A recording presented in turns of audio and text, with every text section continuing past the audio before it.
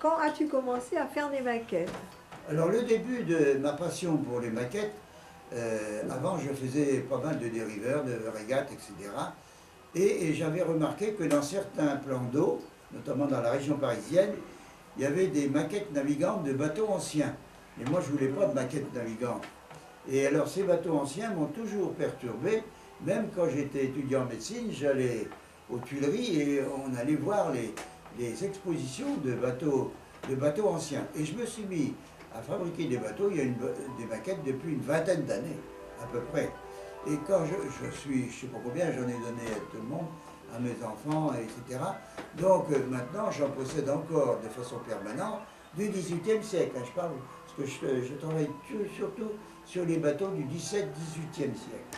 Le 19e, par exemple, j'ai fait le Belém, j'ai fait des bateaux beaucoup plus récents, mais c'est pas ma passion.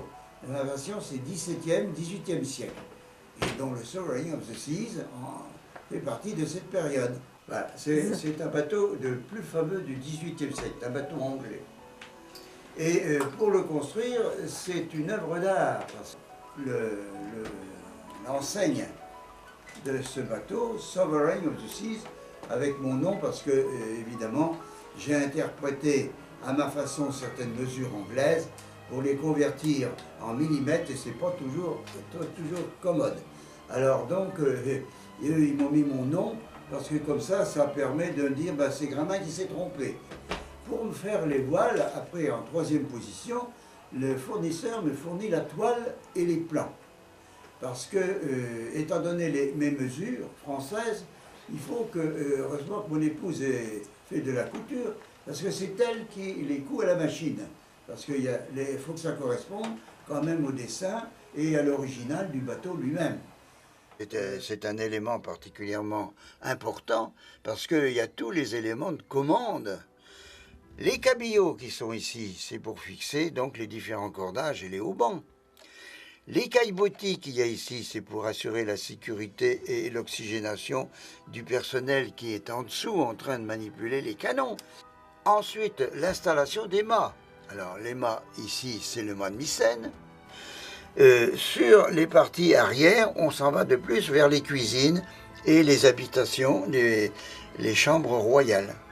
Les chambres royales. Sur la poupe, on aperçoit un élément qui est particulièrement décoratif, c'est la vigie derrière, au niveau de la poupe du bateau, qui est magnifiquement installée, et toutes les décorations qui sont obtenues avec des dorures sur la partie arrière du bateau, avec un système de gouvernail particulièrement efficace. Ici a un nom vraiment très très connu à cause du film, Les Révoltés du Bounty. Le Bounty est un petit galion, mais du XVIIIe siècle. Et au départ, il ne s'appelait pas Bounty, il s'appelait Petya. Il a été réquisitionné et aménagé en 1787.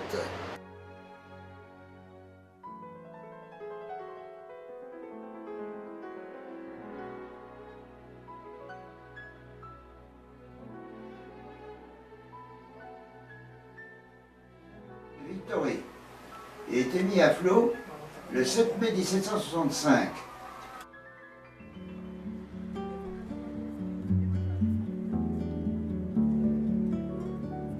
Alors celui-ci, il s'appelle le Saint-Jean-Baptiste.